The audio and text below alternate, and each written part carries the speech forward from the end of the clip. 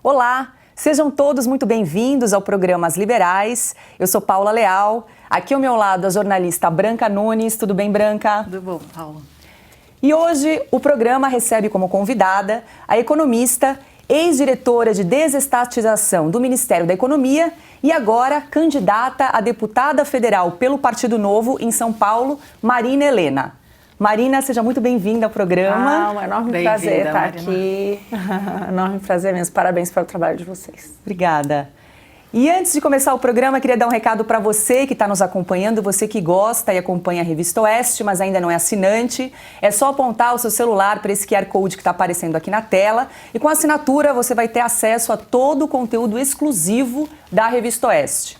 Lembrando que a gente não recebe financiamento público, por isso a sua assinatura é muito importante para que a gente continue a produzir um conteúdo de qualidade e a exercer um jornalismo independente. Também não esqueça de se inscrever no nosso canal da Revista Oeste no YouTube e de ativar as notificações, que é aquele sininho que fica ali do lado. Dado o recado, Marina, mais uma vez, seja bem-vinda aqui ao programa. E eu quero começar recapitulando porque você trabalhou muitos anos na iniciativa privada, no mercado financeiro, em bancos, corretoras e depois resolveu fazer uma transição, uma migração para o setor público. Por quê? Porque faltava alguma coisa. Eu acho que o setor privado, eu conquistei muito mais do que eu imaginava um dia, do que eu sonhei. E em algum momento faltou um legado. Acho que culminou ali com o nascimento da minha filha, para ser bem sincera, que mudou tudo, assim, sabe? O que eu quero passar, quais são os valores, né? E ver também uma realidade muito diferente do que a que eu vivi, né? Eu tive, enfim, eu conquistei muita coisa depois, mas a minha infância foi simples, né? Eu passei minha infância em São Luís do Maranhão. E eu vi ali a minha filha que ia ter uma realidade completamente diferente da que eu tive. E me deu uma sensação meio que eu estava numa bolha, sabe? Nesse Brasilzão. E que eu tinha que fazer alguma coisa a respeito. Mas não foi óbvio logo de cara. Acabou sendo um convite, né? Quando o ministro Paulo Guedes, com quem eu trabalhei na iniciativa privada, eu trabalhei com ele na Bozano, quando ele virou ministro, me fez o convite.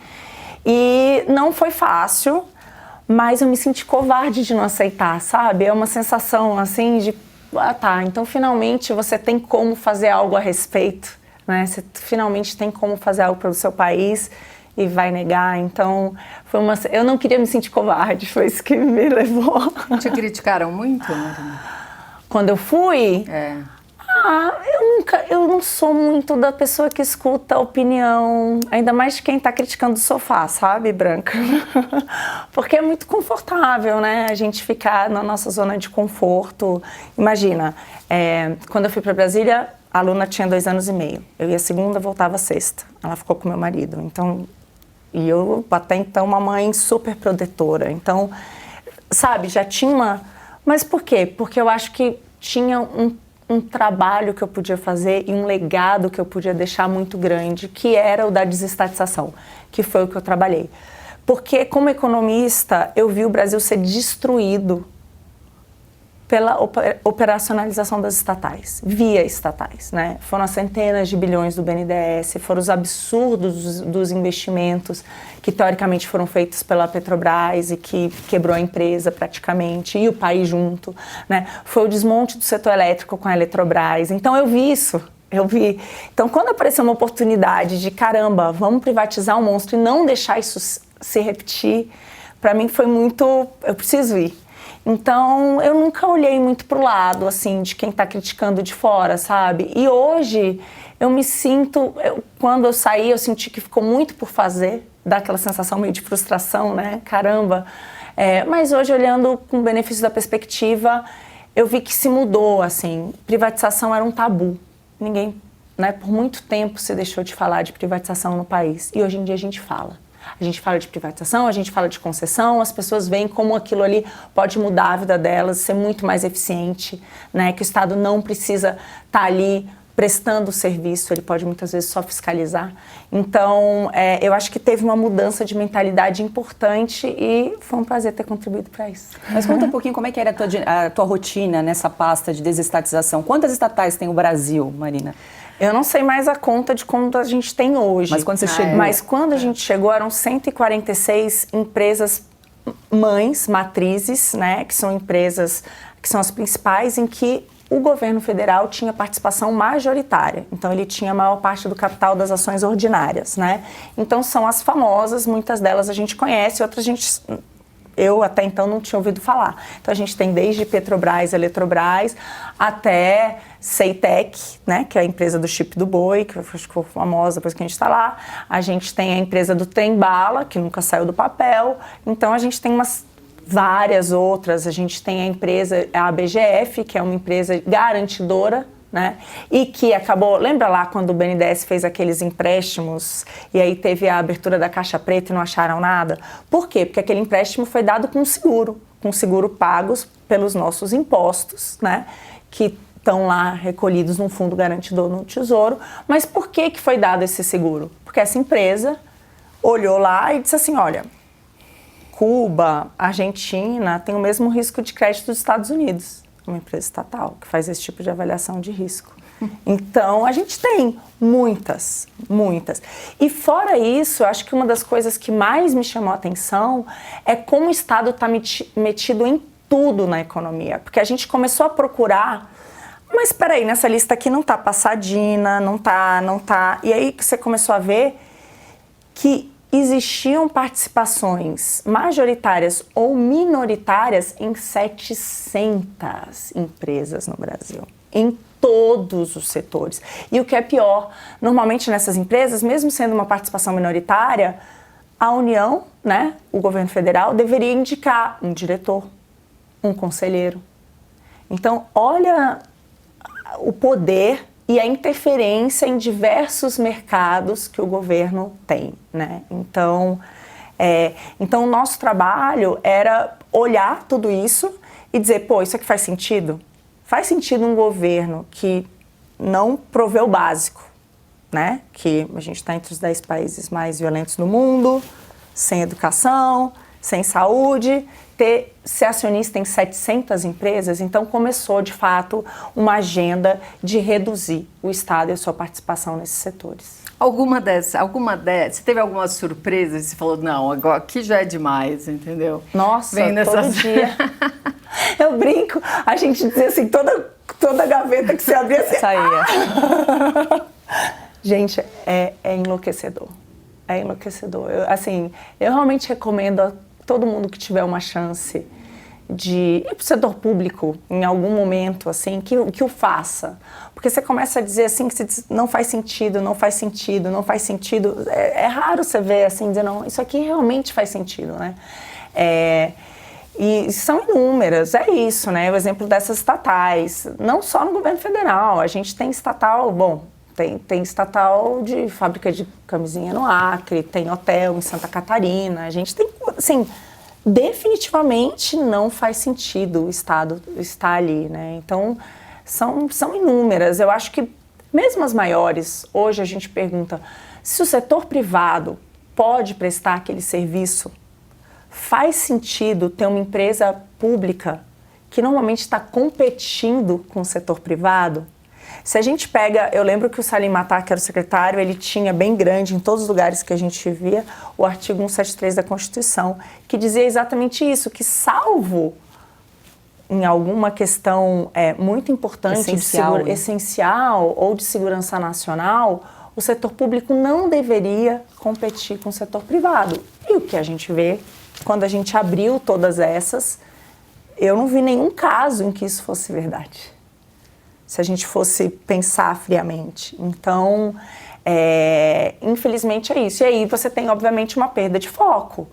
Agora, por que isso? Porque você pensa, tá bom, então você vai definir tantos cargos e o poder que está por trás disso, né? Eu gosto muito do caso da Petrobras, porque para mim os valores são muito reveladores, né? Não só, mas eu acho que ali é muito claro. A Petrobras e todo o escândalo do Petrolão, né, que foi 7 bilhões de propina foram devolvidos à empresa, 7 bilhões. Mas vamos lá, a Petrobras era uma empresa lucrativa. Ela chegou a ter 160 bilhões de dólares, 160 bilhões de dólares de dívida. Se transformou na empresa mais endividada do mundo. Por quê? Por quê? Né? A gente sabe por quê. Porque existiram inúmeros investimentos que não viraram nada. A gente hoje em dia tem um candidato a presidente da República que diz que o problema do combustível é não ter refinaria no país, que a gente precisa investir em refinaria. Eles fizeram um negócio chamado Comperj de 13 bilhões de dólares, que é sucata. A gente pegou. Que a população brasileira é uma refinaria do Rio de Janeiro. Era para ser uma refinaria no Rio de Janeiro, o Comperj. Colocaram 13 bilhões de dólares para construir uma refinaria no Rio de Janeiro. E hoje você pode ver. Sucata. Eu acho até que deveria ter, quem sabe, um serviço de levar as pessoas para sobrevoar e ver aquilo, como outras. Não é só essa, né? Abreu e Lima, que é a refinaria provavelmente a mais cara do mundo, que custou várias vezes o que foi orçado, né? Então a gente vai ter ali um custo imenso, um dos maiores custos de refino, que foi 19 bilhões de dólares. O que eu quero dizer é que quando você pega essas magnitudes, né, desse valor e você vê o que não virou, para onde foi esse dinheiro? Então, as estatais, bem ou mal, ali tem muito poder envolvido, muito dinheiro envolvido. E isso faz com que seja uma das pautas mais difíceis de irem para frente no Brasil, porque por tudo isso tem muito interesse envolvido. E por que você foi embora depois de um ano? Eu saí em fevereiro de 2020, saí um pouco antes da pandemia.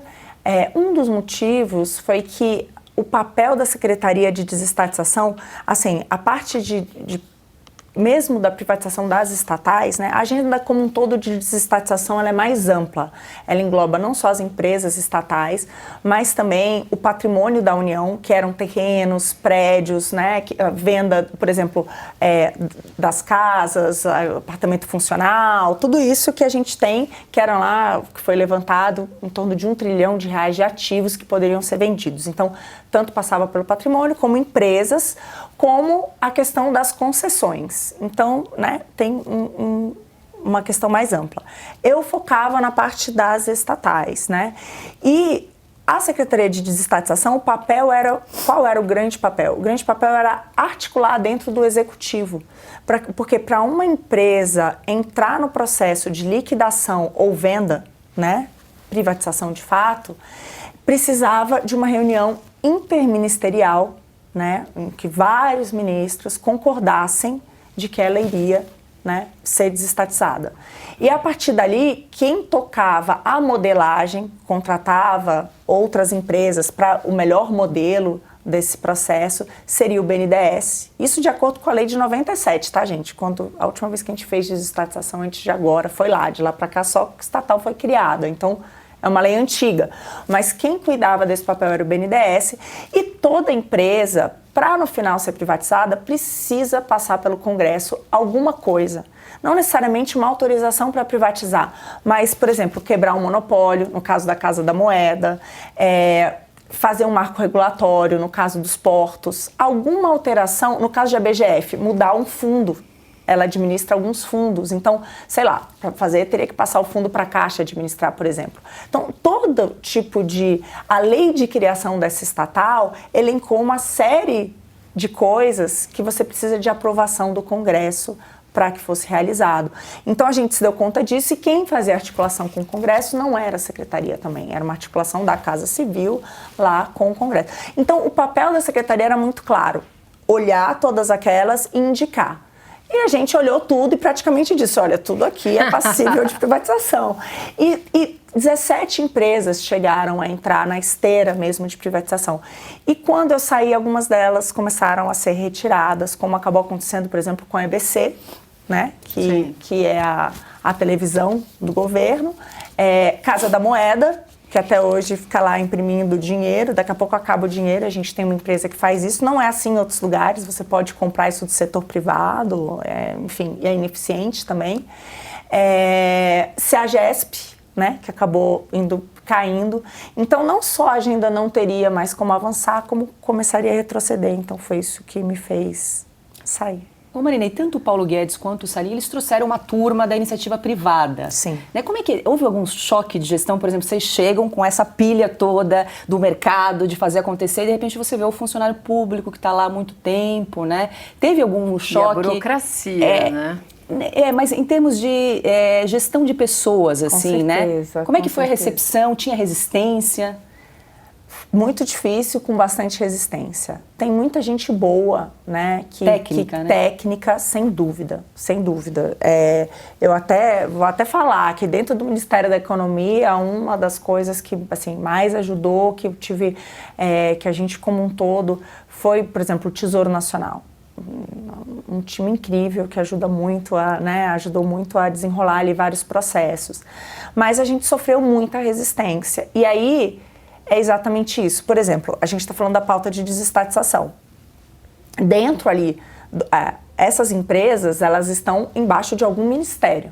Então, algumas das empresas estão embaixo do Ministério da Economia, como os bancos públicos, né? Outras, como Eletrobras, Petrobras, Minas e Energia. Outras, então, cada uma... Então, imagina para um ministério abrir mão de uma empresa estatal. Então, já começava aí, que é muito complicado.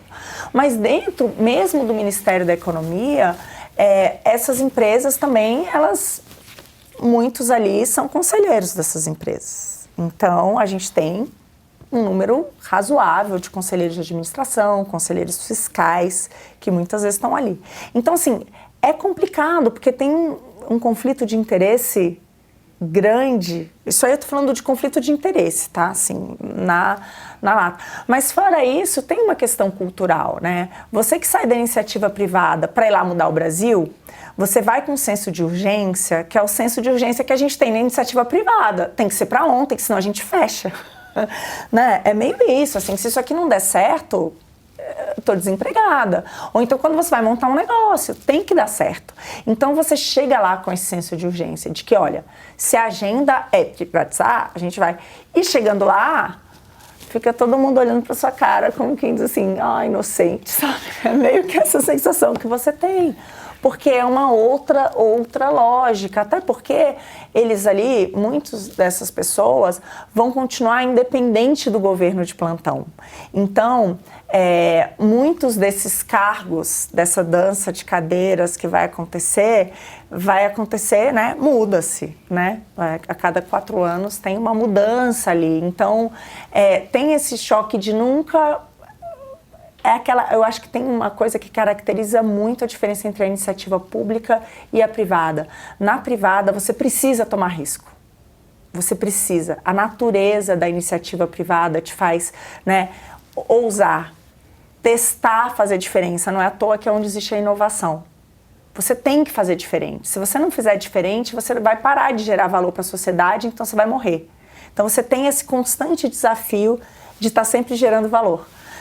No setor público, é o contrário. Você não pode inovar.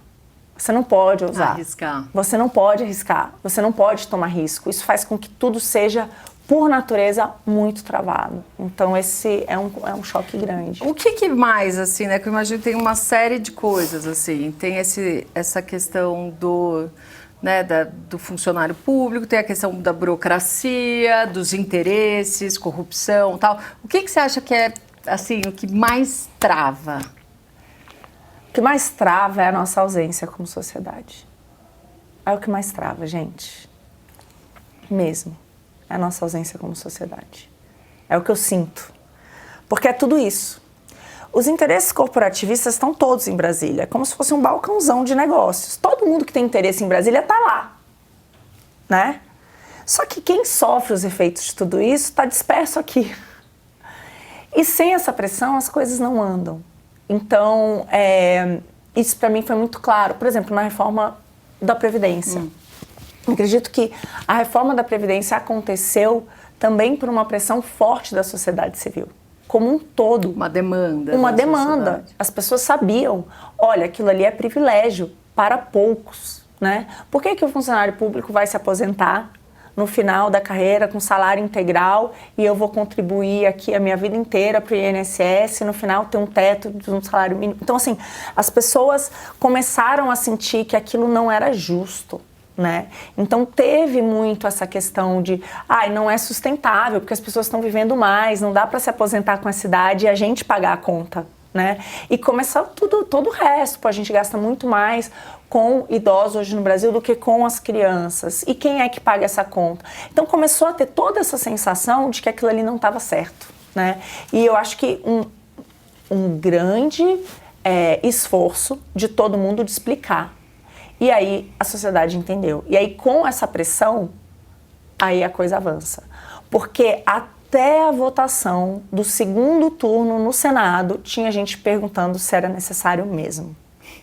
Então, por isso que eu falo, precisa dessa pressão, entendeu? Porque é óbvio que tem os interessados, né? Os grupos de interesse ali, né? Vários interesses individuais ali, né? Agindo. E eles estão lá presentes, né? Eles estão na esplanada como um todo, e aí ou a sociedade, né, se faz ouvir ou, infelizmente, não muda. Você estava falando da reforma da Previdência, uma que não passou foi a reforma administrativa, né? Sim. A gente estava comentando do peso, né, do funcionalismo público nas contas públicas, né? Mas houve uma redução no número de funcionários públicos Sim. nesse governo, né? Houve um importante também investimento em digitalização. Perfeito. Né, seguraram um pouco a abertura de concursos públicos, fizeram um remanejamento, realocação dos funcionários ali dentro, né, e tudo isso tem um impacto.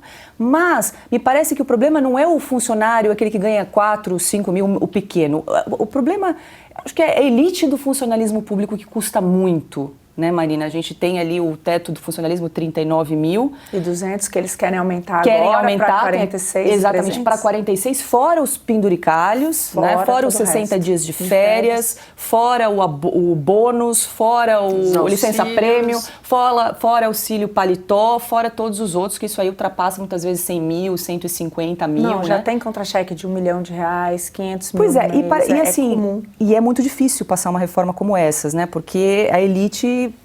Como ultrapassar essa barreira? Porque é algo que quando chega ali na elite, parece que é um negócio abafado, né? Como é que você vê isso e o que fazer, né? Paula, eu saí de lá e uma das primeiras coisas que eu fiz foi montar um movimento chamado Brasil Sem Privilégios.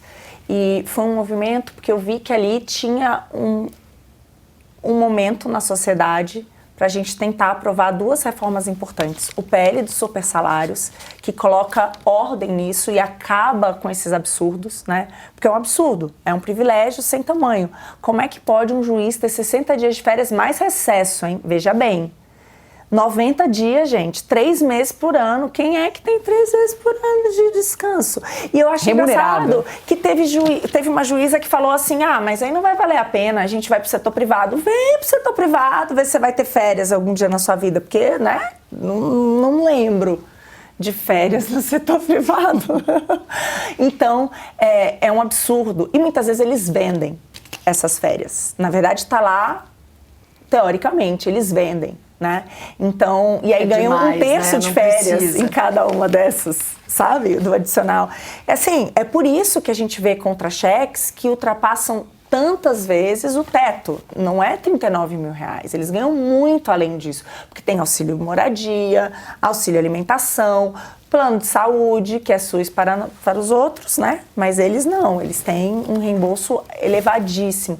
Agora, quase aprovaram a volta do quinquênio. Gente, eu falo, é daquelas coisas mais absurdas que a gente já teve notícia, que pode fazer com que na carreira de um juiz ele tenha mais de 30% de aumento, né, ao longo da vida, sem fazer nada mais, só porque passou o tempo. Então, esse tipo de coisa, licença-prêmio, trabalhou tantos anos, você tem direito a uma bonificação. Assim, não tem nada... Vocês veem que tudo isso que a gente está falando não tem nada a ver com o que essa pessoa produziu para a sociedade. Esse que é o grande problema. Então, eu vi ali que tinha essa questão do PL de supersalários e o outro, a reforma administrativa. Aí você tocou em 2 pontos importantes. O primeiro é que o Brasil gasta muito com funcionalismo, e gasta. A gente é o 7º país que mais gasta com funcionalismo do mundo com proporção ao nosso PIB, porque tudo tem que ser em relação à nossa renda. Adoraria que fôssemos um país rico, mas não é o caso. Então tem que ser proporcional com quem sustenta, né? Senão é aquela coisa, o hospedeiro, né, mata o boi, não adianta. Então não tem como sustentar. Então tem que, em relação à nossa renda, a gente é o 7º país que mais gasta. Mas o que eu acho que é pior do que isso, pior do que o que custa e quem paga essa conta é quem é mais pobre, principalmente no Brasil, então é injusto nesse sentido, é que não tem nenhum tipo de incentivo. Então, assim, você não ganha de acordo com o que você produz para a sociedade. Então, a gente tem um funcionalismo hoje que não tem nenhum tipo de incentivo a atender bem a população. Então, o caso do judiciário. A gente tem o judiciário mais caro do mundo, ele custa 1,3% do nosso PIB. Né? Se a gente pega outros países, a gente está falando de 0,20% do PIB, 0,30%. A gente gasta 4 vezes mais, né? Então, assim, é uma loucura. Mas a gente tem o melhor judiciário do mundo? Não, a gente tem um dos piores. Meu último artigo fala exatamente sobre isso. Um índice de segurança jurídica que fala e mostra que a gente está atrás em todas as métricas, a gente é lanterna. A gente está entre os piores países, né? Por quê? Porque não, e eu digo, o Brasil não tem justiça. Porque se uma lei é interpretada de 2 maneiras por 2 juízes diferentes, não tem certo ou errado, não tem lei. Né? Se um juiz sozinho é capaz de dar um veredito contrário a tudo aquilo que vários colegiados decidiram, sem nenhum tipo de implicação, que lei é essa? Então, é péssimo. Então a gente gasta muito, mas não tem o retorno para a sociedade, entendeu? Eu acho que isso que é pior. Então acho que a grande questão da reforma administrativa não é só uma questão de acabar com privilégios. É também uma questão de fazer com que todos esses funcionários respondam a incentivos e o foco seja fazer bem, né? Então, a justiça. Como que a gente não tem nenhum tipo de precedente? Como que pode uma decisão ser assim e outro tomar outra decisão? Como pode quem tem dinheiro conseguir ir mudando de instância em instância? Né? Por que 5 anos para se julgar um processo em primeira instância? Sabe? Então, assim, eu acho que o que falta, e eu estou dando o exemplo do judiciário, mas a gente pode dar o exemplo da educação, vale a mesma coisa. Um professor que vai na escola ou que não vai. Não faz a menor diferença, né? No fim do mês. Por isso que a gente ficou 2 anos com a escola fechada. A gente ficou 2 anos com as escolas fechadas, as públicas. Então, o sistema de incentivo acho que é até mais importante do que o fim dos privilégios, entendeu? Você falando em educação, né? Você falou dos professores, mas eu assisti uma entrevista recente sua e um dado que é surpreendente, que eu acredito que a maioria das pessoas não saiba, é o quanto se gasta com cada aluno no Brasil. Então, eu queria que você falasse um pouco sobre isso, né? Sim. Que é chocante. É muito chocante. Tem várias métricas, porque cada município é diferente. Mas, por exemplo, aqui no município de São Paulo, um aluno, né, até o município cuida mais do ensino infantil e do fundamental. E um aluno custa, em média, R$ 1.500 por mês. R$ 1.500 por mês. E o que ele aprende? 5% dos alunos saem do fundamental e entendem o que é 5%. Eles entendem o que é uma fração básica de 100. Eles entendem que é um pedaço de uma pizza de 20 pedaços. 5%. 38% dos nossos alunos universitários são analfabetos funcionais. Eles leem um texto, mas são incapazes de compreender.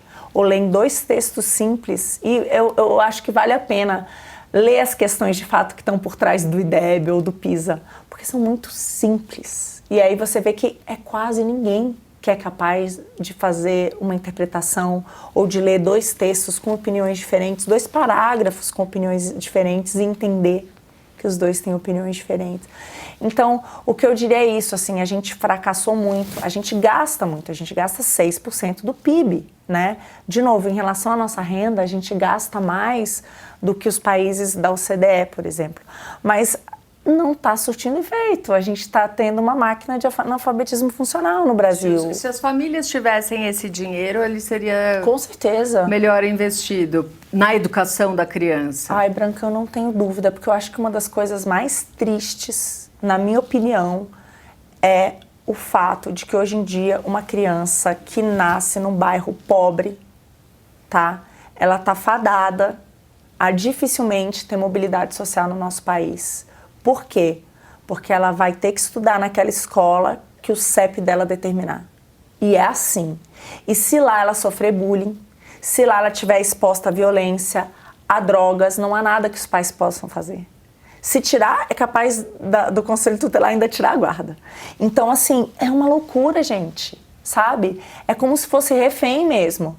Então, uma das minhas bandeiras principais sempre foi essa, a liberdade de escolha dos pais e da família. Entendeu? Por que não? Dá o dinheiro e faz com que esses escolham de acordo com seus valores. Então, puxa vida, tem uma família que é muito religiosa. Pode colocar numa escola que ensine esses valores. Tem outra família que gosta de um ensino, sei lá, admire Montessori. Tudo bem. E eu tenho certeza que o setor privado, com os estímulos, ofereceria essas possibilidades. Aí muita gente fala, mas não é claro que o setor privado vai fazer bem feito. Deixa competir, então. Mas eu gostaria de que algumas famílias tivessem essa opção, porque eu acho que a competição nesse sentido ela é muito saudável, entendeu? É óbvio, assim, eu acho que a pior coisa que existe é você não possibilitar que as pessoas votem com seus pés. Que é isso, aquela escola não está ensinando, eu tenho a opção de tirar de lá e levar para um outro lugar. Isso é uma sinalização muito importante e traria com que você tivesse melhores incentivos do que hoje a gente tem. Que é exatamente isso, ficar 2 anos de escola fechada, gente. Esse raciocínio foi um pouco do Bolsa Família lá atrás, né, Maria Helena? Porque no começo eles queriam dar um voucher para você gastar em determinados supermercados, né? Exato. E aí foi assim, não, a pessoa tem que ter autonomia para receber esse dinheiro, né, e poder gastar o seu orçamento familiar ali, direcionar para aquilo que ela entende que é mais necessário, né? Acho que de olhar para o ser humano, ele tem que ter autonomia e liberdade para escolher onde ele vai investir, né? Totalmente. É a liberdade de escolha. Quem vai saber melhor o que é melhor para você? Por isso, por exemplo, veio a questão toda do absorvente feminino. Vou dar um exemplo, né? De que, você vai determinar o que é melhor. E falam, não, mas nas escolas... Todo diretor de escola sempre pôde comprar absorvente. Muitos decidiram não comprar papel higiênico. Entendeu? Agora a gente vai fazer uma lei de que precisa ter papel higiênico. É a lei que vai resolver? Alguém já sentou com esses professores, os diretores das escolas, entenderam por que... Sabe? Então eu acho que é isso. Aqui no Brasil a gente tem essa sensação, feita a lei, tá tudo resolvido. Entendeu? Então lá tem a lei. Toda criança tem direito a um ensino de qualidade. Pronto. Toda criança tem direito a ensino de qualidade, teremos ensino de qualidade. Não é real. Essa não é a realidade. Então, concordo perfeitamente. O exemplo do Bolsa Família, para mim, é perfeito. Por que deu muito certo o programa inicial? Realmente deu. Foi uma das políticas públicas no Brasil que mais deram retorno. É um fato isso. Mas porque você deu na mão da pessoa e ela decidiu qual é a sua prioridade, porque a gente não sabe qual é a prioridade. Uma família pode ter uma mãe com 2 filhos, a outra pode ser um outro cara que está procurando emprego, você não sabe qual é a prioridade. Algum é um gasto com transporte para poder procurar um emprego, o outro pode ser um calçado para fazer um... Gente, como é que o Estado, principalmente lá de Brasília, como é que um burocrata atrás da mesa lá em Brasília vai saber o que é melhor para a população na ponta? Eu acho que esse é um grande... Por isso que eu acho que um grande problema no Brasil é esse fato de que a gente tem ainda as políticas públicas de maneira muito centralizadas em Brasília, né? E essa ideia de que está tudo na Constituição, né? Tá tudo lá, então tudo vai se resolver. E você não permite que por exemplo, o município tem uma capacidade muito maior de entender o que aquelas pessoas precisam, né? Ou pequenos distritos, aí é um outro ponto, que para mim é a reforma política, que a gente deveria migrar para um voto distrital. Para quê? Para fazer com que Brasília recebesse essa demanda da população lá na ponta, entendeu? Que hoje em dia não é. Hoje em dia é um pouco isso, eu tive uma ideia aqui, que daqui por diante o problema do Brasil vai se resolver se a gente vai ter que fazer uma lei de que é obrigatório ter papel higiênico em todas as escolas e aí pronto, se resolveu o problema da higiene. Para baixo, né? E aí exatamente. lá embaixo que se resolva. E lá embaixo que se resolva. Você estava falando do Bolsa Família e o Auxílio Brasil agora aprovado, o que você é a favor? Eu acho que a gente perdeu uma grande oportunidade de melhorar o sistema, porque, de novo, acho que você tem que... ficou óbvio que cada um tem uma necessidade diferente, mas eu acho que a política pública, depois do Bolsa Família, outros países adotaram também outros modelos, e eu vejo que você poderia atrelar a uma maneira da pessoa sair dessa dependência do programa social, né, dela conseguir gerar renda, dela conseguir gerar valor para a sociedade, Porta de saída, né? Porta de saída. A porta de saída é fundamental num programa como esse. Eu acho que a gente perdeu uma oportunidade de atrelar alguma porta de saída, que é o quê? Mas aí você precisa procurar emprego. E aí você precisa talvez ir para algum curso profissionalizante. E aí, se é uma adolescente, né, algum tipo de especialização. Você, de alguma maneira, fazer com que aquela pessoa que receba o auxílio entenda que aquilo ali, sim. Exato, é algo temporário, entendeu? Ela veja, é lógico, a gente não pode num país como o Brasil, como a gente está vendo agora, um monte de família na rua. É a realidade, as pessoas estão passando fome. Então, assim, como sociedade, ninguém quer isso. A violência está muito pior. Eu não sei o que vocês acham, mas assim, a sensação que a gente tem é de insegurança em qualquer lugar que você vá, porque a gente está numa crise muito longa, a gente está em crise desde 2014, né? Então, as pessoas depois veio a pandemia. Então, assim, é óbvio que a gente não está numa condição normal, né? Mas você dar um auxílio, aumentar um auxílio que vai ser igual para um jovem sozinho ou uma mãe de 3 filhos e que não tem nenhum tipo de contrapartida que permita que eles vejam aquilo como um auxílio temporário e utilizem aquilo como uma escada para sair daquela situação, entendeu? Então eu acho que a gente perdeu essa chance, infelizmente. Ô Marina, você falou da Petrobras, queria voltar porque a gente teve um problema aí com combustível, Sim. Que é uma crise energética mundial, não é só do Brasil, né? E o governo, 40% do preço do combustível é imposto. Sim. Né? E o governo, então, aprovou uma lei para reduzir a alíquota de ICMS nos estados. Sim. E a gente está vendo aí já 4, 5 semanas de redução no preço da gasolina na bomba. Você acha que essa estratégia do governo de reduzir a alíquota do ICMS foi acertada? Porque para reduzir imposto você tem que cortar custo, né? Despesa. Perfeito. Então, nesse caso aí é um caso um pouco diferente, eu vou explicar por quê. Quando eu estava no Millennium, um dos papers que eu acabei escrevendo, eu tive muita ajuda, consultei muita gente, mas no final das contas ninguém ia, eu achei que estava na hora que a gente precisava falar sobre o assunto, que era exatamente sobre como reagir num ambiente desse de escalada dos preços, né? E ali tem um estudo com mais de uma centena de países e mostra que muito raramente você tem um imposto como ICMS, que é um percentual sobre um valor de um preço super volátil. Normalmente são valores fixos, então sei lá, é R$1 por litro. Qualquer coisa que o valha, né? Você não coloca um percentual, você não coloca 18% sobre o preço. Porque o que aconteceu? A gente tem 2 teorias. Um diz o seguinte, os estados vão perder. Vão perder o quê? Porque a verdade é que a arrecadação deles dobrou. A custa de quem está indo comprar o combustível na bomba.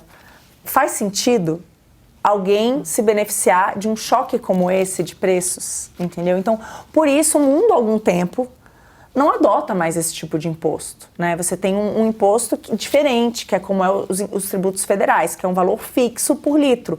Com isso, você suaviza essas oscilações. Então, quando o preço explodir, o imposto continua igual, R$2, tarará. E o que varia é só o custo da produção. Então, você evita aumentar ainda essa variação. Então, eu acho que o ideal, onde que o Brasil deveria caminhar? Deveria caminhar para mudar os estados e ser um valor fixo.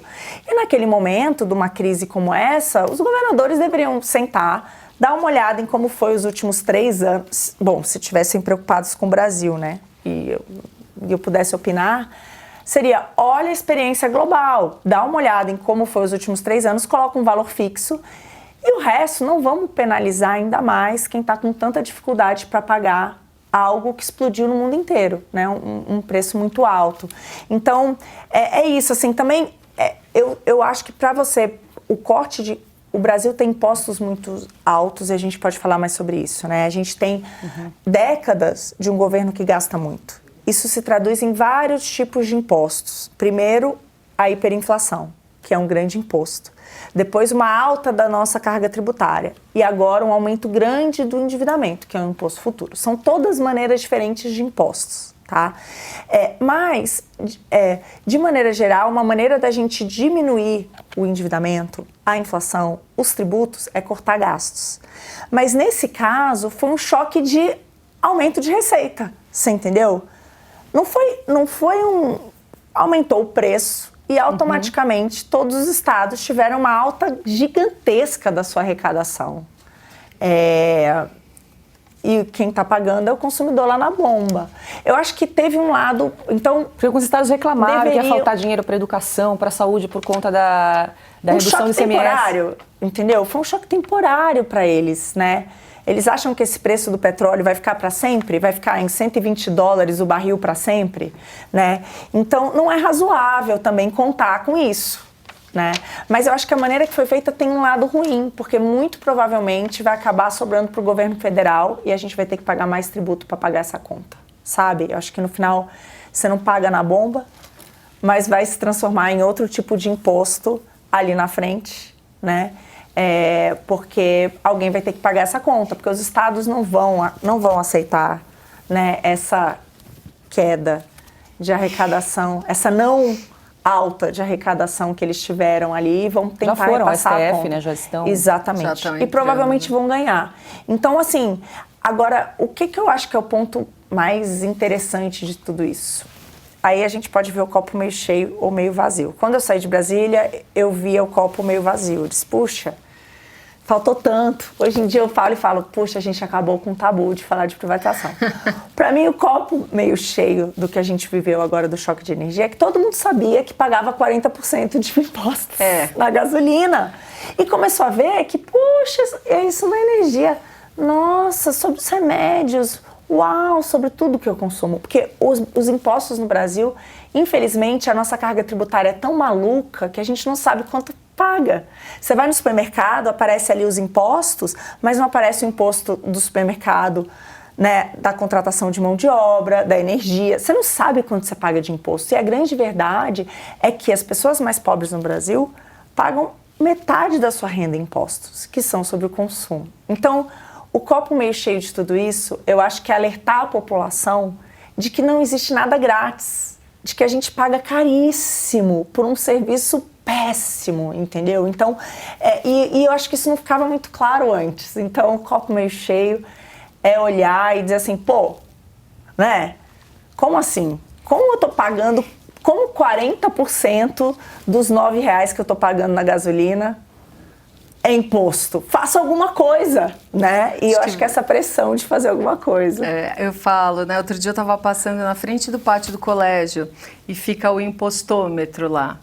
E era à noite, então o pátio do colégio fica cheio de morador de rua. Sim. Então você tinha aquela cena e daí você olhava e aqueles trilhões em impostos, né?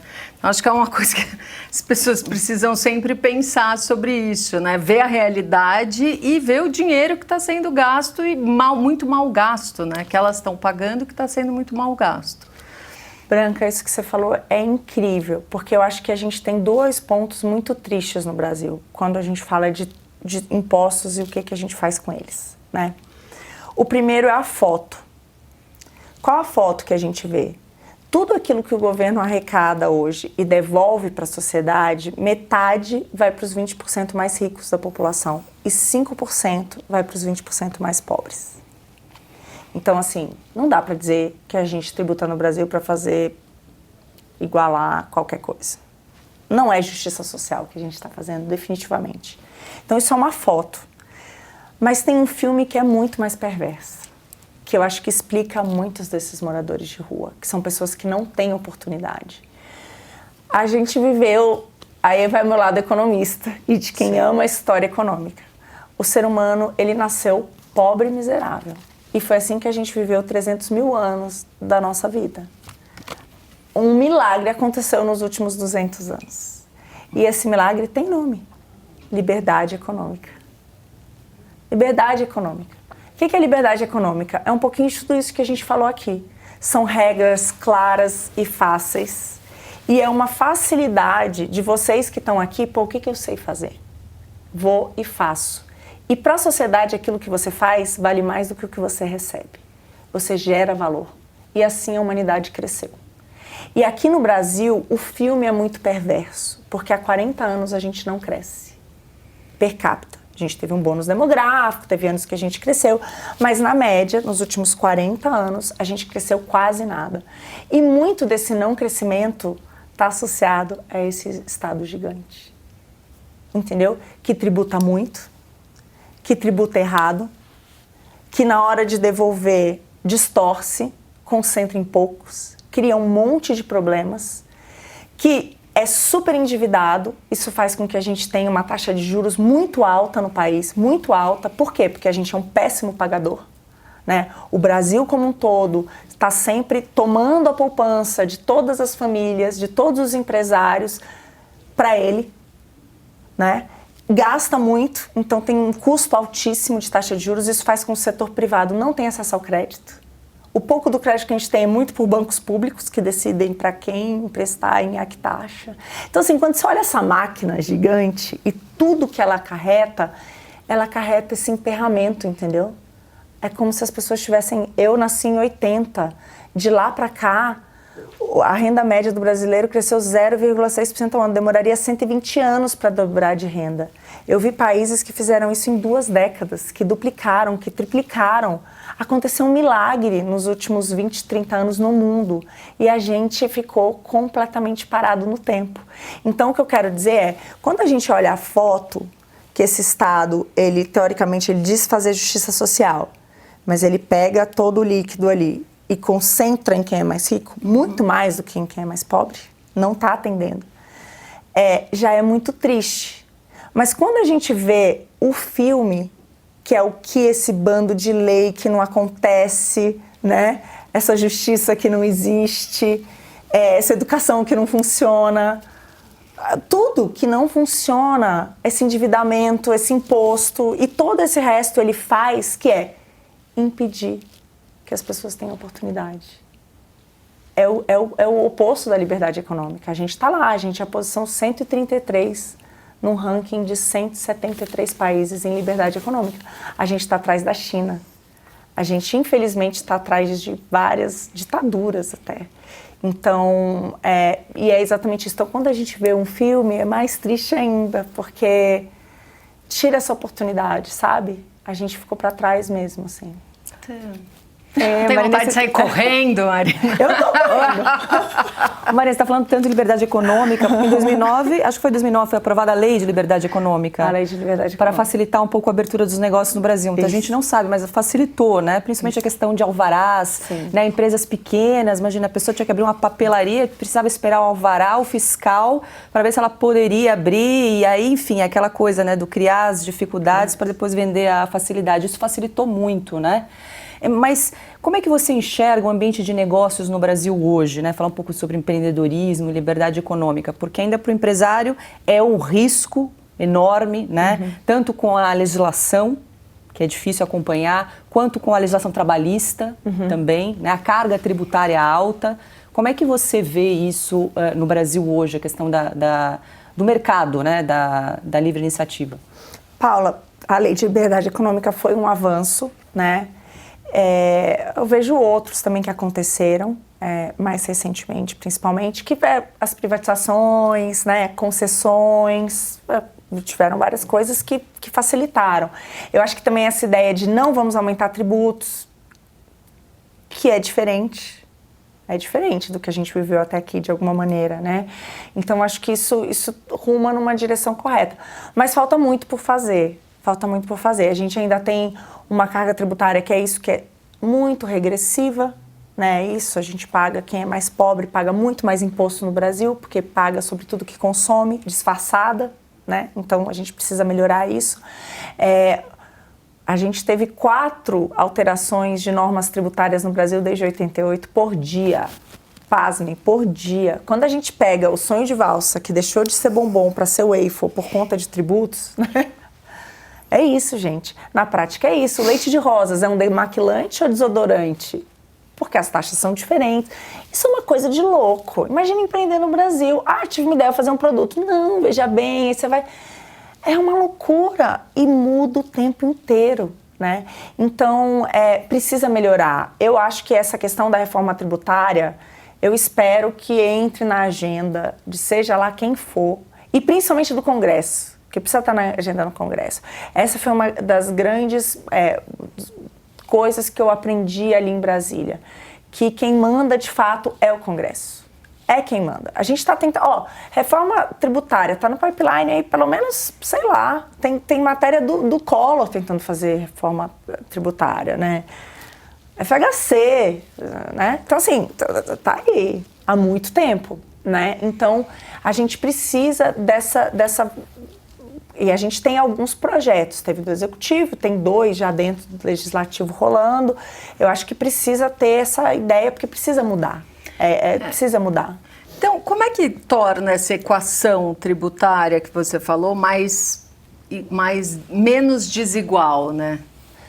Eu acho que o primeiro ponto a gente não pode ter tantas regras diferentes. Essa guerra fiscal entre os estados e essas normas, quanto que você vai pagar de ICMS, quanto que você paga disso, quanto você paga daquilo. A gente tem um outro problema também. Hoje em dia a gente tem 2 Brasis.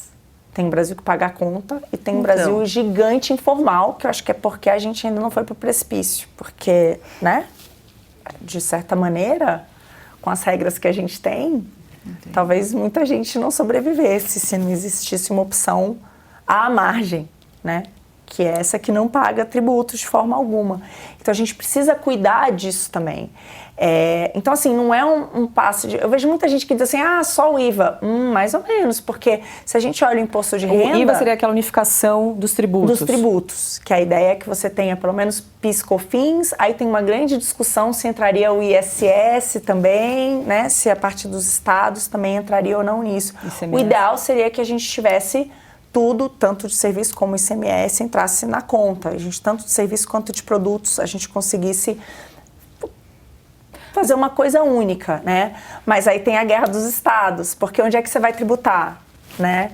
É onde o produto foi feito ou onde ele é comercializado? Aí começa. Aí tem lá... Mas uma cidade como São Paulo, quanto arrecada de ISS? Aí abriria mão para o imposto que vai dividir para o Brasil inteiro? Então, aí por isso que é o meu medo. Eu tenho muito receio de que hoje, a gente faça uma reforma tributária, porque eu não tenho dúvida que ela vai acabar em mais carga tributária no Brasil. Eu acho que é por isso que a coisa sempre empaca. A gente precisa ter, antes disso, que eu acho que foi um grande ganho do teto de gastos, que é uma sensação de que existe uma estabilidade dos gastos ou uma queda. Enquanto a gente ainda está nessa pressão de que os gastos podem aumentar, é muito difícil fazer uma reforma tributária, porque vai ser muito fácil com que ela termine aumentando os tributos de maneira geral. Aí você pode dizer, mas às vezes vale a pena aumentar um pouquinho o tributo se tornar tudo mais fácil. Porque realmente, 1.500 horas gastas para se pagar, ninguém sabe. Às vezes, sabe aquela coisa? Às vezes é melhor uma lei ruim do que não ter lei. É a mesma coisa, às vezes é melhor ter uma carga um pouquinho mais alta e fácil, né? Isso pode gerar algum ganho. Mas eu como uma boa liberal, que acho que... E vejo como é que são feitos os gastos nesse país, eu preferiria que a gente tivesse uma reforma, no mínimo, que não aumentasse gastos, de preferência que cortasse tributos. E para isso, talvez a gente precise dar um passo antes. Então, assim, se você me dissesse a ordem, eu acho que uma reforma administrativa deveria vir antes de uma reforma tributária, para ter algum jeito de, entendeu? Se corta primeiro. Se corta e dizer, não, mas espera aí, a gente tem aqui uma margem de negociação. Porque o que tem é isso, um vai ganhar, outro vai perder. Aí, normalmente, o que acontece? O que vai perder não quer e o que vai ganhar quer. Então, sabe, os caras ali precisam se conversar. Tem fórmulas, né? Eu acho que tem projetos lá que, vamos fazer isso por 50 anos, que lá na frente só se iguala. Não é o melhor, mas talvez para acomodar... É uma tristeza pensar nisso, assim, sabe? Eu acho que deveria ter uma forma mais simples. Mas eu vejo que, de novo, né? Para mim, teve uma questão agora com o preço dos combustíveis muito relevante, que foi a sociedade dizendo no more taxes, não queremos mais impostos. E essa mensagem, ela é muito forte para o Congresso, muito forte para o Congresso, entendeu? Essa mensagem já foi dada. Se a gente for pegar historicamente, no governo Fernando Henrique, os impostos aumentaram muito, né? Foi quando a gente teve um aumento maior da carga tributária. Depois disso, se entendeu no Congresso que ninguém queria mais impostos e aí começou a se aumentar o endividamento. Então, a gente teve ali nos anos de PT e depois, a gente teve um aumento forte do endividamento que continua até hoje, né? Mas isso penaliza, a gente já está num limite com taxa de juros, com tudo isso. Então, eu acho que a sociedade como um todo, ela já entende que tanto o juro alto, quanto o produto caro, quanto o imposto, que tudo está atrapalhando a vida dela. Então, assim, eu acho que quando isso começa a ficar muito claro, o sinal para os políticos é de que eles precisam resolver aquilo. Então, acho que a gente já teve, né, lá atrás, greve dos caminhoneiros, agora a gente teve de novo com um cheque, sabe, assim, precisou ter uma coisa muito clara ali. Quando o povo fala mais alto, o Congresso escuta, né? Quando o povo fala mais alto, o Congresso escuta, é exatamente isso, Branca. O povo precisa falar mais alto. Eu acho que a mensagem tem que ser essa. Aí vai todo mundo se reunir e vai sair a reforma tributária, entendeu? Porque ela não saiu até hoje, porque tá todo mundo lá. Gente... é ridículo, são os mesmos, desde sempre. Essa é a realidade. Pega ali, a gente está falando do judiciário agora. Pega o judiciário, pega os senadores, pega os deputados que estão lá, pega, entendeu? Quando a gente pega muitas das coisas que foram aprovadas, que eu vejo com maus olhos recentemente, foram aprovadas por todos, né? Pela posição, pela oposição. Então, assim, é isso. Lá, eles estão num quentinho, entendeu? Eles estão lá, nas tetas, felizes, no status quo, sabe? Eles precisam ter um mandato muito específico. A sociedade não pode só eleger. Porque tem isso, a cada 4 anos, acho que vem aquela sensação de que vai vir um salvador da pátria, eu vou depositar todas as minhas fichas, vai estar tudo resolvido. Aí todo mundo volta para casa e esquece. Aí você vai lembrar de novo depois de 4 anos. Não é isso. Primeiro, que eu acho que não é uma pessoa só, a gente precisa renovar e o Congresso é muito relevante, até como por aprovar tudo no final das contas, que o presidente não faz mais nada sozinho, e hoje em dia a maioria das leis vem do Congresso, por iniciativa do Congresso, se derrubam vetos do presidente, não se aprovam mais medidas provisórias, ou seja, o poder do Executivo caiu demais, né? Caiu demais, então tá ali, e como contrapeso também do Judiciário. Então as pessoas precisam entender isso, mas aí não é só votar e voltei, e daqui a 4 anos eu vejo o que dá. Tem que entender o que está acontecendo no dia a dia, sabe? Precisa acompanhar. A gente precisa de veículos de comunicação e de uma mídia que fale também à população o que está acontecendo. A gente precisa da sociedade acordada, entendeu? E dizendo o que quer. Marina, já que a gente chegou em eleições, você está num partido que não aceita dinheiro de fundo eleitoral, né? Dá para fazer campanha sem dinheiro público? Vocês não estão informando a sociedade sem dinheiro público? Isso parecia um milagre também, gente. O que me deixa muito feliz é que a gente tem veículos de comunicação independentes e a gente tem candidatos também independentes. Então, é mais difícil? Muito mais difícil, sem dúvida, né? Um dos papers lá para o Millennium foi exatamente mostrando a alocação do fundo eleitoral em 2018. Olha que coisa interessante.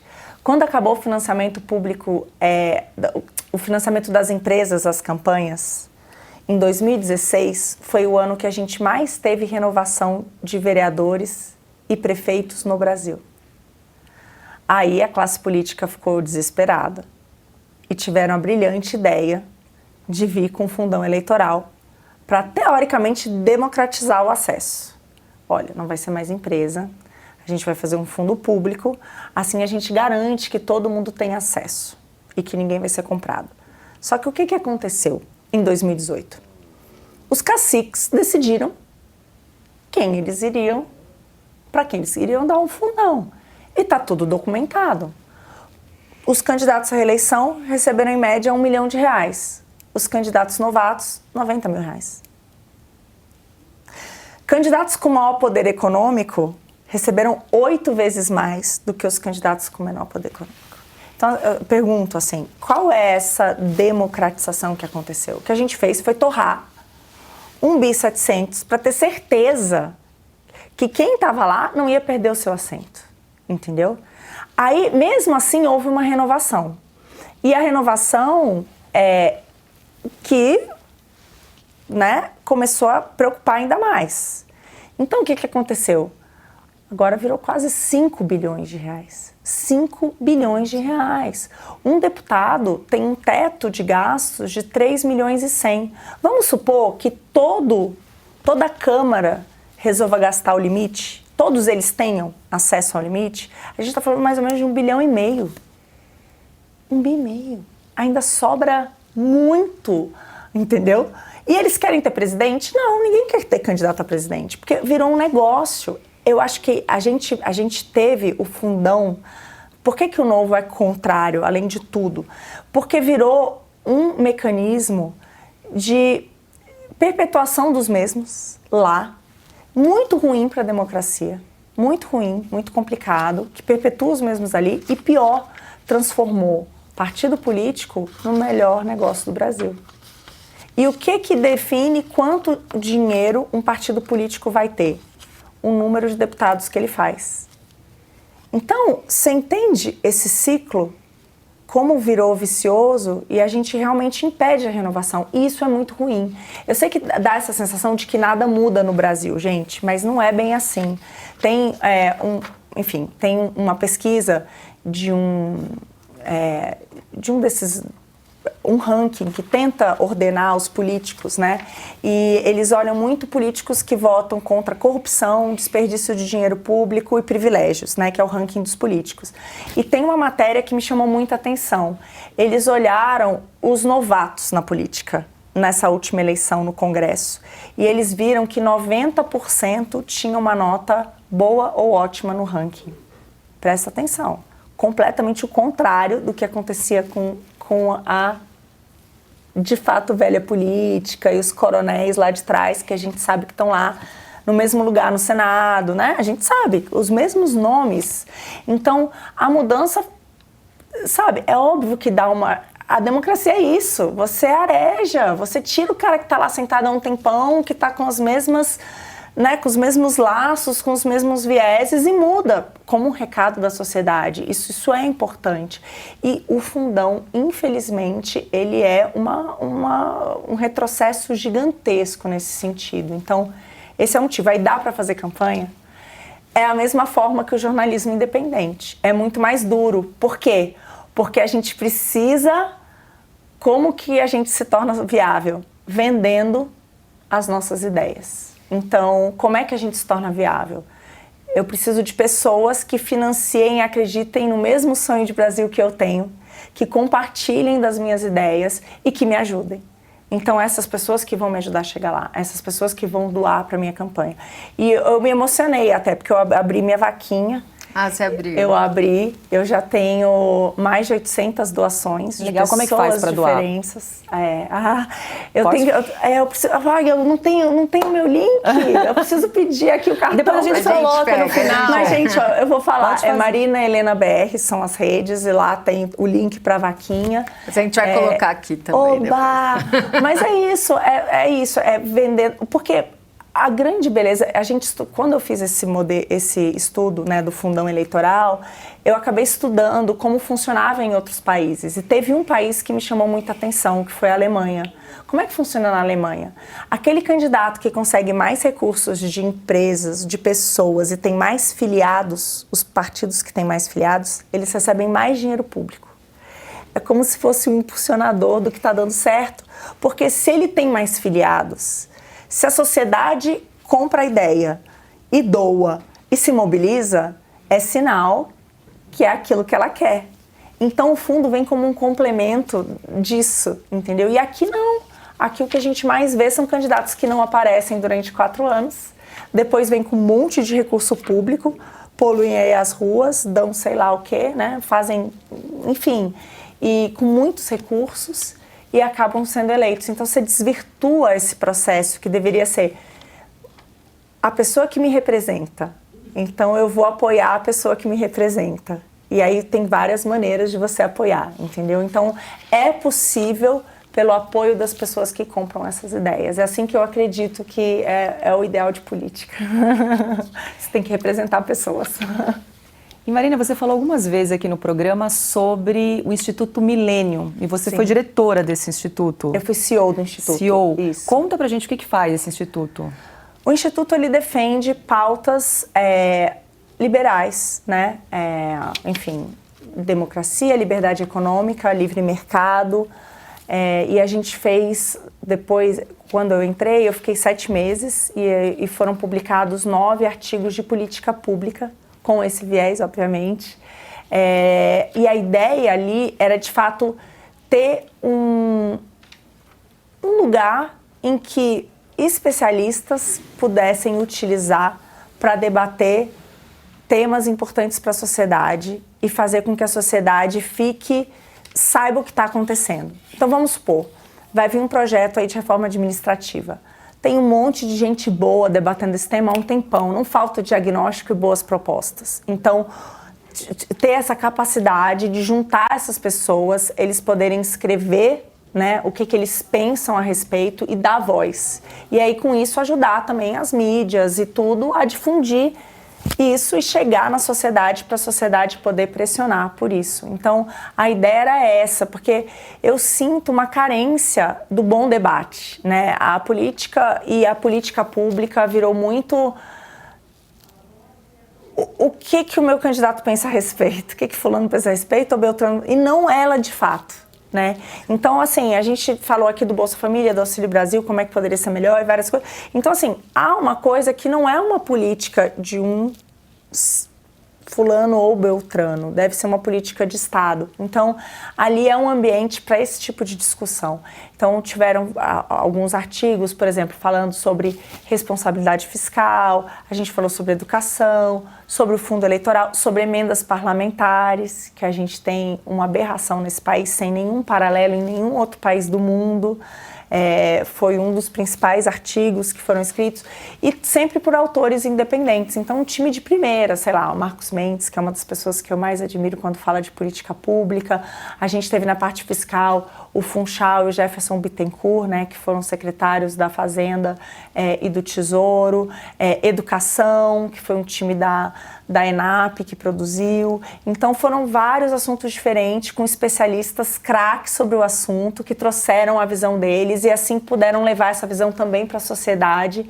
E quem sabe assim a gente consegue barrar nossos projetos e empurrar os bons projetos, que é um pouco isso que a gente falou, que as pessoas precisam saber o que está ali para conseguirem cobrar e assim a gente consegue mudar muita coisa.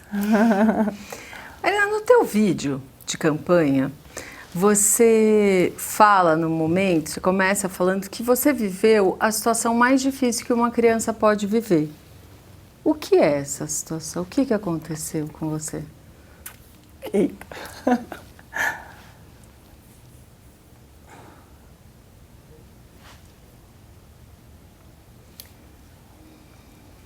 eu vivi uma violência sexual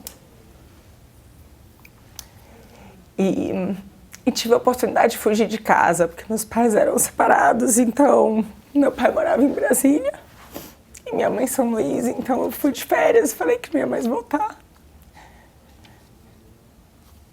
E sabe que é uma coisa maluca?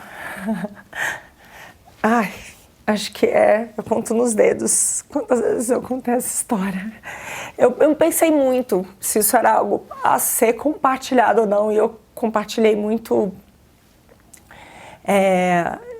de maneira mais suave possível, né? Que se pode compartilhar uma coisa como essa.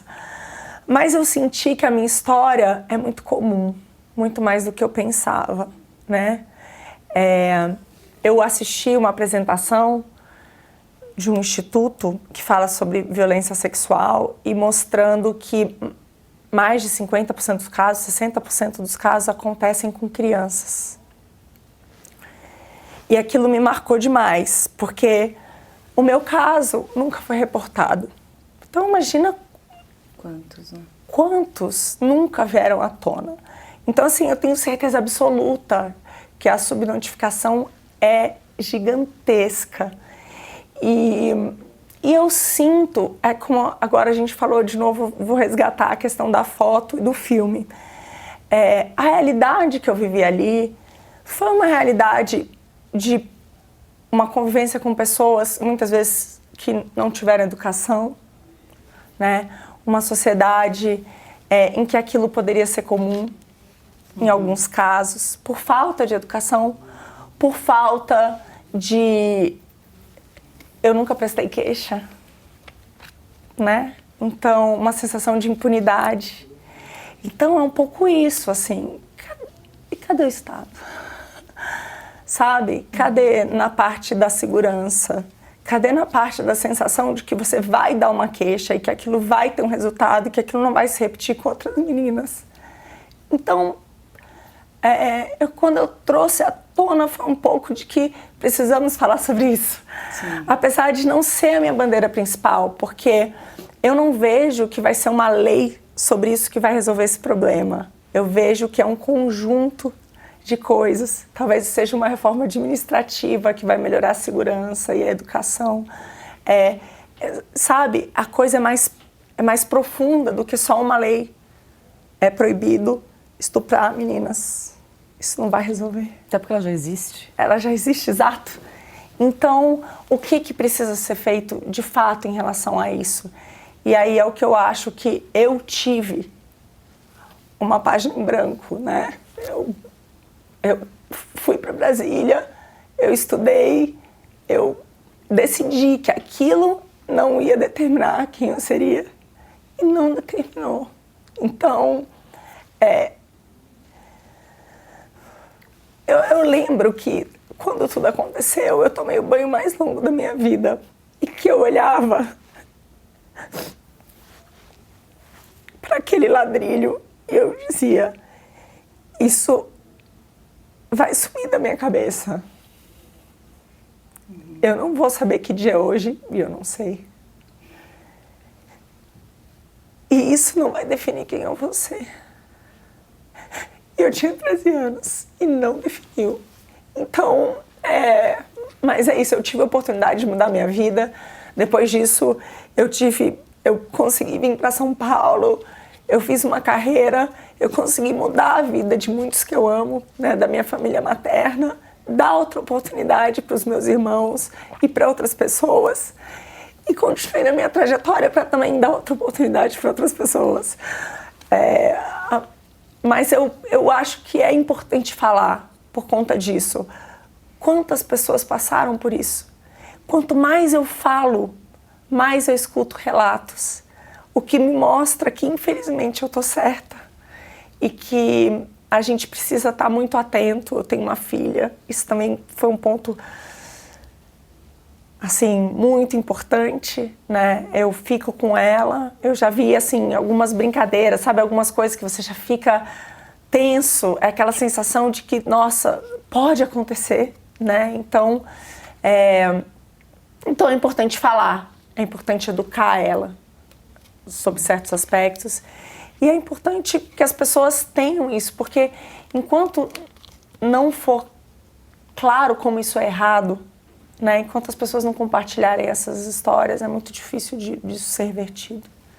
E a coragem, né? Porque você teve coragem que você falando sobre isso, eu acho que pode dar essa coragem disso que você falou, né? Isso não vai me marcar e você seguiu, né? Acho que É isso importante falar para você dar nome, né? Porque às vezes a pessoa até sente ou passou por uma situação dessa, mas não consegue detectar ou entender a gravidade daquilo, né? E quando a gente fala, aquilo concretiza, né? Que é errado. Que é errado, definitivamente exatamente. errado. E que você não é errado. É uma vítima. E você é vítima. Eu acho que a coisa mais difícil de uma situação como essa, imagina, gente, uma criança não conta. Não conta, né? É que no meu caso não tinha como. Assim, mas uma criança não conta. Eu penso, se fosse talvez em outra situação, como é que teria sido, entendeu? E foi um pouco disso, eu fugi. E pouquíssimas pessoas souberam ao longo do tempo. E eu não prestei uma queixa, porque a gente se sente culpado. Esse é o tipo de crime muito, muito terrível, porque a vítima se sente culpada. Você muda, entendeu? Com 13 anos eu mudei toda a minha postura. Toda a minha postura. E mudou mesmo, assim. Eu sinto que eu me tornei uma pessoa muito mais... por muito tempo, muito mais dura, né? Hoje outras coisas voltaram, mas assim...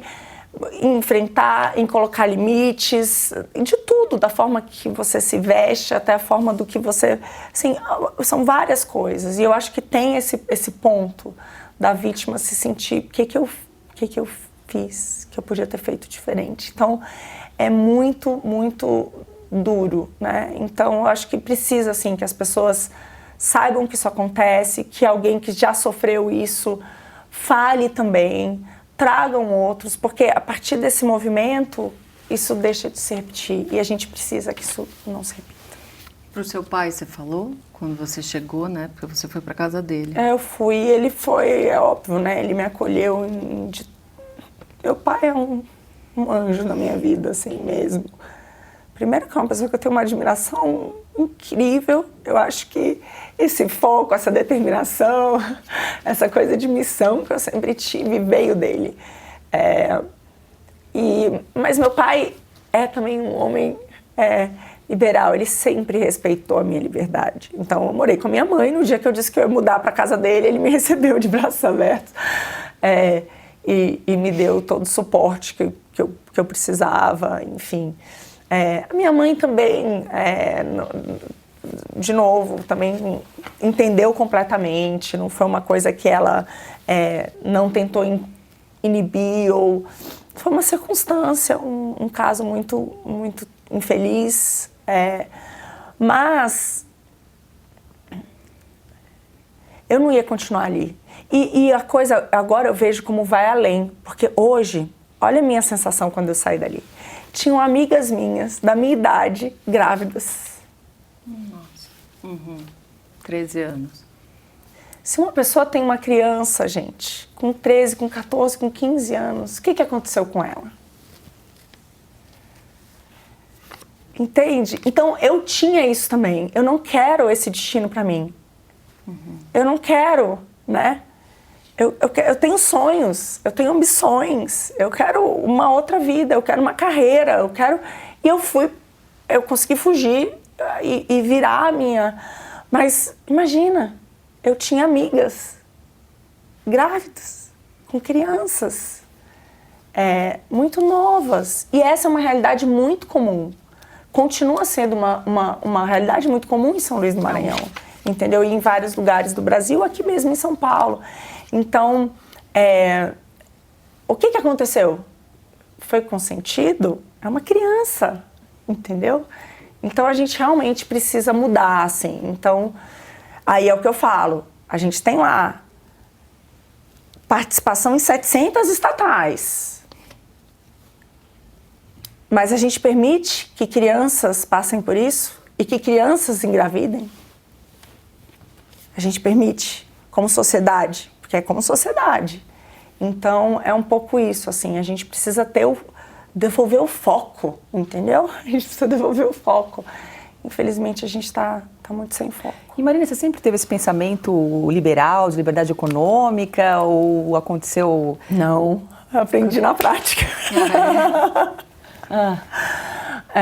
Quando foi? Quando foi? Então, foi uma jornada, assim, eu entrei em economia para entender a desigualdade econômica, porque eu morei em Brasília, imagina, metade da minha família tinha uma realidade, a outra metade vivia em outra realidade, então, e Maranhão e Brasília, então eu queria entender o que causa a riqueza das pessoas, das nações, e esse foi o meu intuito.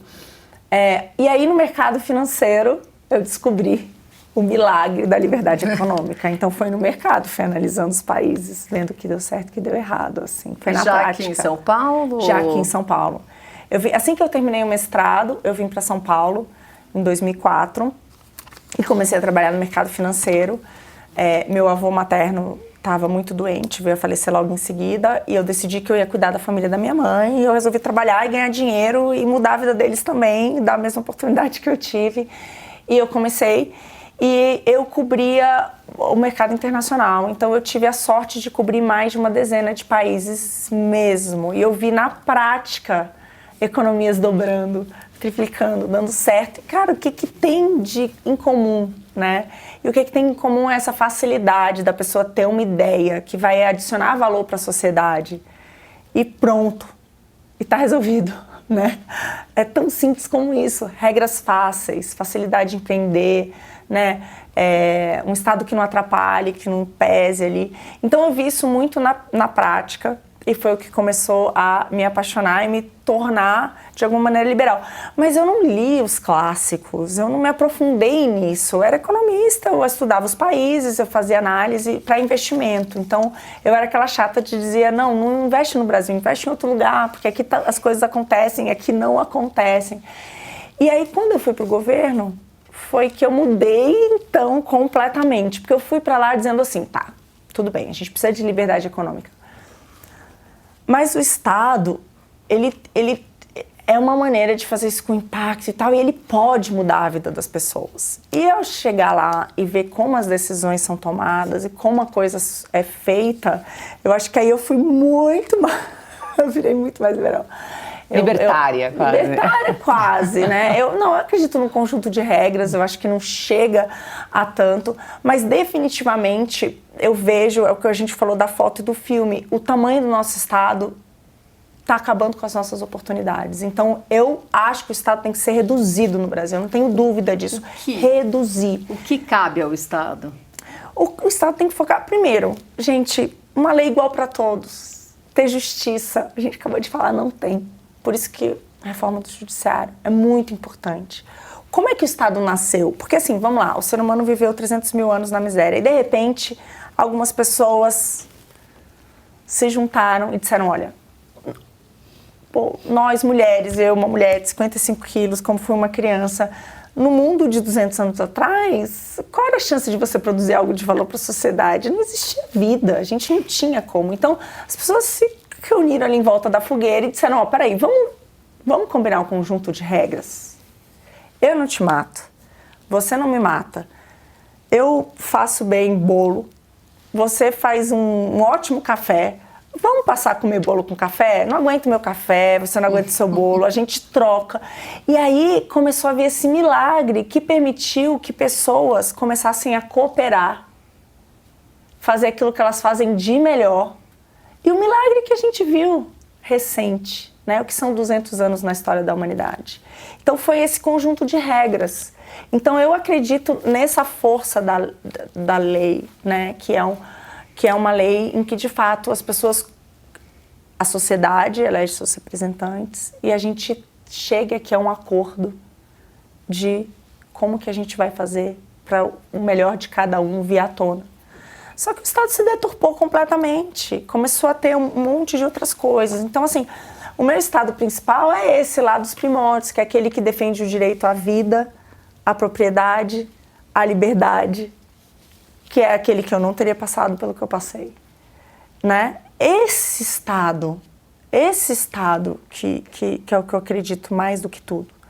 Aí você pode dizer, não, mas além disso tem algumas outras coisas. A gente sabe que uma educação de qualidade melhora tudo para todo mundo. E é um fato.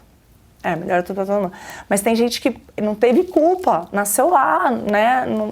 Pô, a pessoa nasceu na favela, o outro... Como é que a gente faz? Tá legal. Mas aí...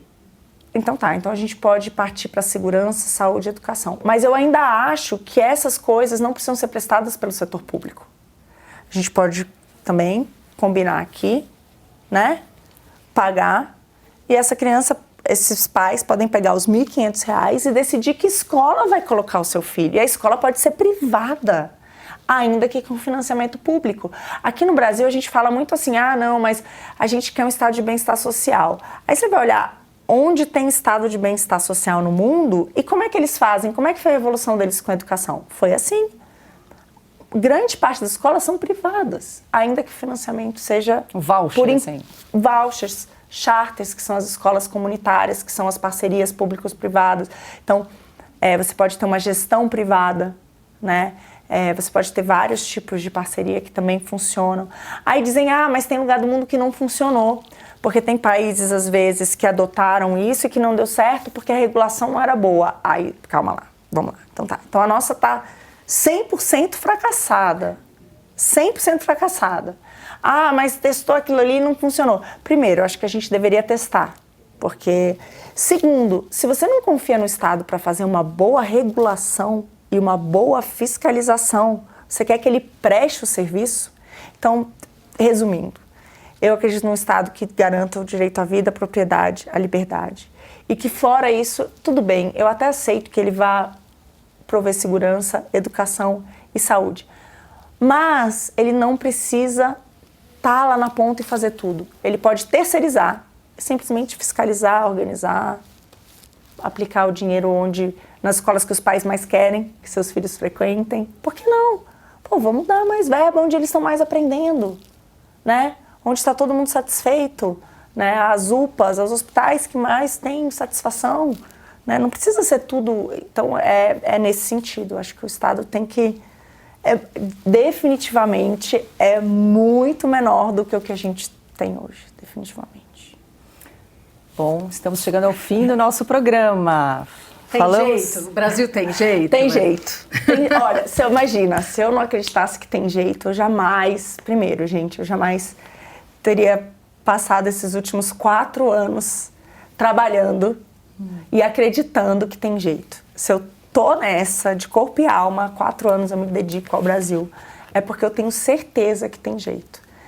E tem jeito assim, com as pessoas tomando conta disso, devolvendo isso. Então o que tá ali? Me representa o que eu quero. Então eu tô te dando a procuração, então vou te cobrar, hein? Então, vou te cobrar. Então, eu acho que é um pouco isso. A gente precisa participar como sociedade. E aí não tem jeito de não dar certo. Mas a gente precisa participar como sociedade. Então, eu tenho essa certeza. Entrei para a política por acreditar nisso. Acredito que tem uma escala fenomenal, né? A política tem isso e a gente não pode deixar que tenha perdido essa representatividade das pessoas. A gente precisa devolver essa representatividade. Quando a primeira vez que eu me perguntei, que apareceu a palavra política, eu olhei aquela palavra horrorosa, assim, falei, eu não vou me meter com isso. Uma coisa aí técnica, voltar à técnica, né? Voltar ir para uma vida. Mas eu vou colocar lá o meu nome, mas o nome é meu, a reputação é minha. O que eu vejo é isso, as pessoas têm um medo, né? É mesmo isso, esquece essa palavra. É um medo, mas por quê?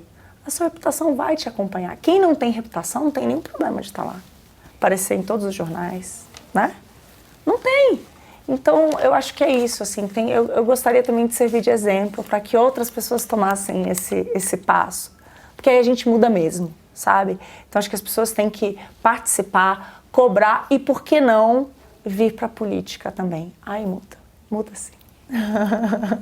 Foi ótimo o papo, Marina. Muito obrigada. Já está convidada para uma próxima oportunidade. Obrigada a vocês, Obrigada, é um prazer Marina. imenso, imenso mesmo. Parabéns pelo trabalho de vocês. Pois é, você acompanha o Oeste? Com certeza. E recomendo, olha gente, ela deixou lá como é que é o QR Code. O QR Code. Que Por tá favor, eles não usam dinheiro público. Adote o candidato, adote a Revista Oeste. Assim. Muito obrigada. Obrigada, Branca. Obrigada. E a você que nos acompanha, muito obrigada pela companhia. Lembrando, a Marina já lembrou também de apontar esse QR Code que está aparecendo aqui na tela para assinar a Revista Oeste. Não esqueça também de se inscrever no nosso canal no YouTube. Obrigada e até a próxima semana.